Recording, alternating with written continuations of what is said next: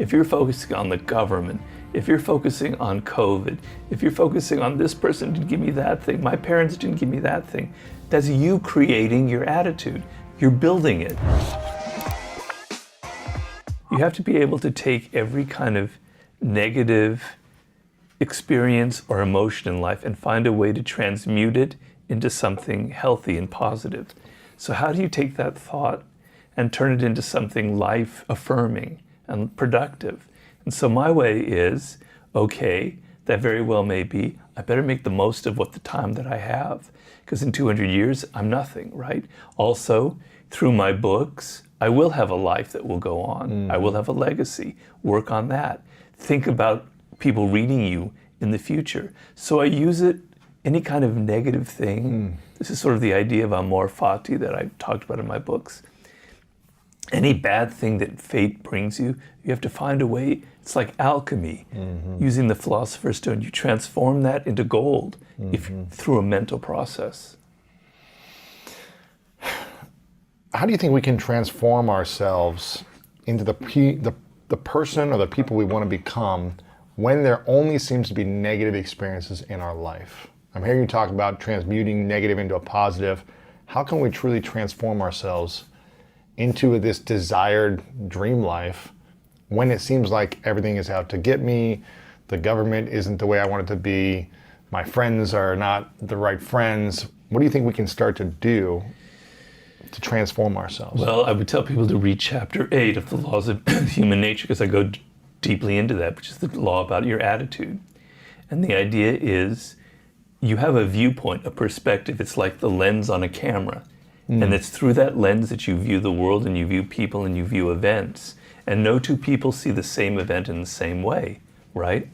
And so your attitude, how you look at the world, will determine what you get in life. So if you're focusing on all the obstacles, if you're focusing on the government, if you're focusing on COVID, if you're focusing on this person didn't give me that thing, my parents didn't give me that thing, that's you creating your attitude. You're building it. It's like a crystallization process. This crystal starts getting bigger and bigger and bigger as each new crystal is added, and you crystallize this negative, defensive attitude towards life, and that's what you're going to get. And there's simple examples of that. So if I'm kind of come to this interview and I'm sort of defensive, and I don't really feel good about Lewis, and I'm not sure what's going to happen, you've picked that up on me because you're a very astute person, you're very sensitive. You pick it up. And so you're not going to be very friendly to me. So my initial attitude creates a reaction in you, which is negative. It starts from me. But because most people are kind of paranoid and don't have that self-awareness, they'll think, God, Lewis is such an asshole. Pardon? I don't know if I can say this. Oh yeah, I'm not on television. Lewis is such an asshole. He's so cold. Why is he? But it's coming from me. And you're not realizing it. So you create how people react to you. You create how negative circumstances affect you. Yeah. So, we have COVID and jobs are being wiped out left, right, and center. You're having to spend a lot of time alone at home.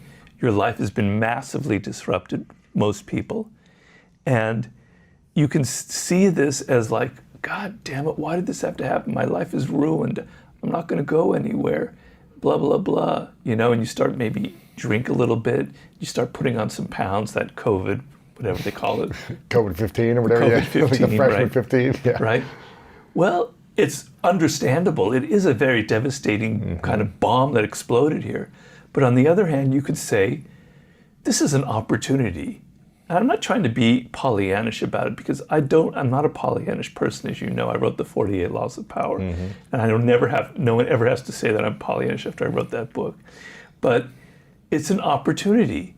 And the opportunity is, on many levels, to rethink your life, to rethink your values, to rethink where you're going, to rethink what your career should be, what your relationship to other people should be. It's a time to reorient yourself to who you are and what you like and what what your goals are and what makes you unique. It's a time to read books and enlighten yourself and enrich your mind. So if you take that attitude, then Ryan Holiday wrote the best book on this subject. I encourage people to read it. The Obstacle is the Way. If you have that attitude where obstacles are actually the path forward, Nothing's going to stop you. But it's all how you look at things. It's kind of a mental process that you switch to seeing the positive side. So a stroke is like the worst thing that happened to me. It ruined so much, but it's also been a blessing in some ways, because it's really made me appreciate my life, appreciate the people around me. And I'm now writing my 7th book. Wow. And I keep having this thought that I could die tomorrow, because I'm in a very vulnerable state for catching the coronavirus once you've had a stroke. It could happen, I gotta get this book done, man. I am so motivated. I'm working so hard on it because, I see that this is like my great opportunity to express something before I am dead. Yeah. So it's just that switch inside of that lens, how you look at the world, that will change what you're just talking about. What are the greats in history? What have they done when they lose a war? A family member dies. They go through a life-threatening condition. What are the great presidents, rulers, leaders of the past? What do they do in those moments of tragedy that allow them to bounce back and then rebound into something more powerful or greater than before? Is there common themes from the past that you've seen? Well, Abraham Lincoln faced a lot of that stuff. He dealt with a lot of death early on in his life with his parents and people around him, and he suffered some major setbacks. And then you can think of like Winston Churchill, who also dealt with, he led a war campaign, and during World War I that was a major disaster. He was in disgrace, and he was a very manic depressive person, and he became very, very depressed, and he bounced back. A lot of it is getting back to your attitude and towards thinking a particular way. So defeat and failure is the greatest thing that could ever happen to you. To say it again? Defeat or failure is the greatest thing that could ever happen to you. Why? Because when you're successful, you tend to not learn anything. You think, wow, my book, my business got so much, did so well. I've got the Midas touch. Anything I do is going to be great. And look, I've got all these people around me, these sycophants saying, Robert, you're wonderful, you're great. I love what you did, your book's fantastic, et cetera, et cetera. And slowly, I don't learn anything. And then my next project is a disaster because I've become grandiose, because I'm not moored in reality. Failure teaches you your limits. It makes you realize what you did wrong. It shows you what you could do differently, So making a personal example, because it's always easier for me to do that, I did a book with 50 Cent called The 50th Law. And the first iteration of that book I wrote, and I've never had this happen before. People weren't really liking it. And then the editor, the publisher, dropped the whole project. And I was facing a major disgrace. 50 was going to lose faith in me. I lost a project. And it was a big blow to my ego. And we all have egos. And so we found a new publisher, and he said, Robert, we'll do the book, but you got to rethink it, and I need this book in 8 months. And I go, you want me to start all over after a year working on this book, and you want it in 8 months? No way. But then I realized, okay, what is it that I did wrong? And he said, you didn't make the book a Robert Greene book. You made it too much about 50 Cent. People want to read you. They want to read about your ideas. They don't want it to be so much about him. They want a combination of the two. But you were being too humble here. And I go, okay. And I listened to him, and I wrote the next book, and it took me, I worked like a fiend, and I got it done in 8 months. And I took every lesson to heart about how I can fail. And it taught me very valuable lessons about the books that I write, and how I need to have faith in my style and my ideas, and not worry that if I'm working with a celebrity that I have to give him all the attention. Right. Failure taught me this, and success didn't teach me anything. So failure or defeat, great generals in battle, that's what they would learn. But the greatest general in history, I believe, was Napoleon Bonaparte. And Napoleon Bonaparte had 10 years of the greatest success anyone has ever had in military history from 1796 to 1806. He was on the top of the world. He crowned himself emperor. And then he had 8 years or 10 years of most abysmal failures. It's because it all went to his head. He lost touch with who he was. He lost touch with his own military strategies that were grounded in success. He became too conservative. That's the other thing that success will do. It'll make you conservative. It will make you think you have to hold on to what you've done and keep repeating it. And the world, success and great things happen by being not conservative, by being open with your ideas and challenging yourself and always trying something new and being willing to change. So that's, I think, the lessons there. What would you say are 3 questions we should ask ourselves when we face some type of tragedy, some type of big loss, failure, near-death experience, breakup? What do you think? You said you started becoming introspective and asking yourself and changing your attitude. What 3 questions should we ask ourselves? Well, I don't know if I can get to 3, but I'll start with 1. The first one is, could it have been worse? Could it have been worse? Yeah. It could have been worse, or Well, you're asking me for questions. Yeah. Could it have been worse? Yeah. I mean, let's say, I broke up with a girlfriend and she had very embarrassing pictures of me and she posted them all over the internet. Well, thank God that didn't happen, or I could have died. That's always the last one you always say. Could have been worse. I could be dead, right? As long as you have your body and your mind together, you can recover. I tell people, and you can recover from the worst possible disaster, even public humiliation, you can recover from. Because fortunately nowadays people have short memories and they'll always remember your last success. So things are never as dire as they appear to be. So it's, could it have been worse? Or what is the worst scenario that could have happened? Well, luckily that didn't happen. Yeah. The next question is, I would say, what is the lesson I could learn from this? So if it's a breakup with someone, and I've been through them, we all have, it's like, instead of thinking that it was just putting blame on her or yourself, it's thinking of, was this the right person for me? There's going to be someone else, right? First of all, maybe I wasn't actually the right person for her, and maybe I was partially to blame for this. So what can I learn about relationships going forward? And what can I learn about what I want from a relationship? Maybe I want something a little more stable, or maybe I need something a little more exciting to sort of see, to be future oriented. And that's really critical, because I talk a lot of people who are going through hard times with COVID, is always being future oriented. So we tend, when we're in the moment of a bad thing, like a breakup or a failure, or like something like a disaster, is we're so enmeshed in the moment. And when enmeshed in the moment, things seem much larger than they are, right? It seems so big. Right. But with time and distance, if you look back 2 years ago, it doesn't seem so big anymore, right? So you need some perspective, and you need to understand that 2 years from now, you'll be onto another business, or you'll be onto another relationship, and things will be much better. So be future oriented. That's one of the key things, key elements about people who are very successful in life. They're always sort of oriented towards the future. What's the next project?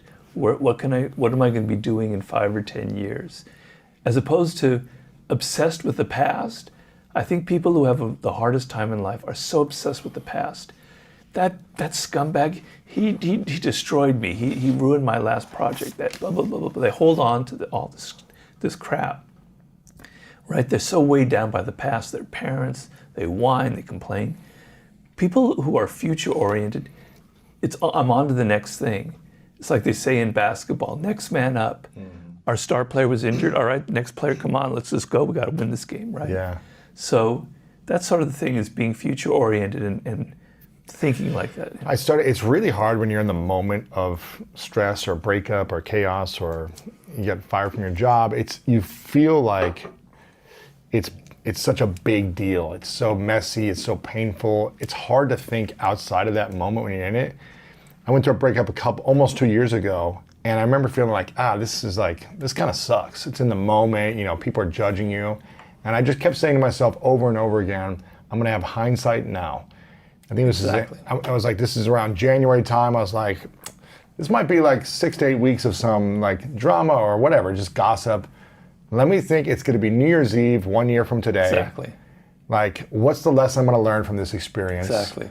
How much stronger am I going to be? How much more humility will I have? Right. Maybe I'll connect with someone new that'll be a better relation. All these things. I just kept saying, anytime I felt like the moment was bigger than me, let me have hindsight now. In a year, 6 months, 2 years, I'm going to be on to something else. And people will either move on with me or move out of my life. That's the perfect example. That's exactly what I'm saying. Yeah. I mean, honestly, it's hard, as you said, It's hard in the moment, right? It's very hard. And so you can't beat yourself up. You can't God damn it, why am I like this? Why can't I just be like Robert or Lewis said? I'm not like that. Yeah. So when things first happen and they're bad, I beat myself up for several weeks, but it only lasts for several weeks, and then I pick myself back up. Mm-hmm. So be patient and understand that right after something bad, you're going to be depressed. It's okay to be depressed. It's okay to feel bad about yourself, to even blame yourself, but you're going to pick yourself up and be patient about it, Yeah. It's a process. How important is expressing emotions and feelings of the greats that you've studied or the people you've been around? Do they express their emotions and feelings publicly? Do they do it privately? Do they journal? Do they suppress their emotions and just act and just have a positive attitude all the time? What do you think is the importance or lack of importance of emotions? I think everybody's different, but in general, if my knowledge of psychology and all the books I've read is that you pay a price for repressing your emotions. Mm-hmm. That repressing something eventually comes out. And the great psychologist Carl Jung, he was the one who kind of studied that in great depth. When you repress, for instance, your dark side or your dark emotions, they come out in other ways, right? So trying to always present yourself as this very stoic person when in fact you're not, you're going to pay a price for it. It's going to come out in ways you can't control, right? There's going to be a negative consequences to that. And so, on the other hand, you don't want to be this person who's constantly emoting and telling everybody what you feel like. It's very irritating. You have no self-control, and people are judging you. Yeah. You look like this weak person who can't control your own tongue. You can't control it. Yeah. Okay? So I compare it in my books and in talks to the metaphor of the rider and the horse, right? So the rider of the horse is your rational brain. And the horse is your emotion. It's the animal part of you. It's what makes you angry or excited or fearful. The rider is what makes you kind of, get things done. Yeah. If the rider on that horse, I don't know if people have ridden a horse, I used to ride a lot when I was a kid. If you hold the reins too tightly, if you're trying to control the horse and repress it, the horse feels it. It feels it in the way your thighs are constricting it. Horses are very sensitive animals, right? And it won't do anything. It won't follow any of your instructions. It won't go anywhere. Or it will freak out and it will run far away and it'll throw you off the horse. Mm-hmm. But if you just let the horse go anywhere, the horse also feels that. The horse has been tamed to some extent. Because this guy I have no respect for him, right? He's not trying to do anything. And the horse will go wherever it wants. You have no control. People who know how to ride horses, they know they have to have a balance. You have to hold the reins, not too tightly, but you have to be able to guide the horse. You have to squeeze with the thighs, but not too tightly. The horse, you have to feel relaxed and one with the horse. The horse then gives in, and you can go anywhere. So you want a balance in life. You want to be able to understand your emotions, right? You want to be able to understand why you're angry, why you're fearful, why you're frustrated, and not just give into the emotion, like let the horse go anywhere. So that maybe next time you understand, well, maybe I don't need to feel anger or fear because it's not really related to anything. So you have a balance. You understand the horse, the emotion, and you can control it to some degree, but not over control it or repress it. Because I know if I get angry a lot, I could have anger issues, right? Mm-hmm. The moments where I give into it, I regret. I sent that angry email to my agent. Oh man, the next it's the day, worst. You feel bad. Yeah. Do you apologize a lot after you're angry, Yeah. or do you just kind of say, oh, I'm just Yeah, a I grumpy do. old man now, just like... Well, I am a grumpy old man, but yeah, I do apologize. Oh, that's nice. Apologies are good. It's a good thing to do. Yeah. But I feel terrible, right? And so you have to go through a process like, before you send that email, why am I angry? Do your hindsight thing. Will I be feeling angry in 3 weeks? No. No. Is it really important? Is it possibly my own fault? When you go through that process, you're not repressing the anger. You're not pushing it down so that it explodes 3 days later when you yell at somebody who inadvertently crosses your path. That's what happens when you repress it. But you understand it and you let it work for you. You know, okay, I won't write that angry email. But then you can use your anger for other things like writing a book, right, et cetera, or believing in some social cause that's important, Yeah. et cetera. So it's a balance. If you're looking for more greatness in your life, make sure to check out this video right here. And also check out our free PDF, The 3 Secrets to Unlock the Power of Your Mind to help you change your life. Download it right here. The idea was you need to understand your dark side, confront it, and make it work for you.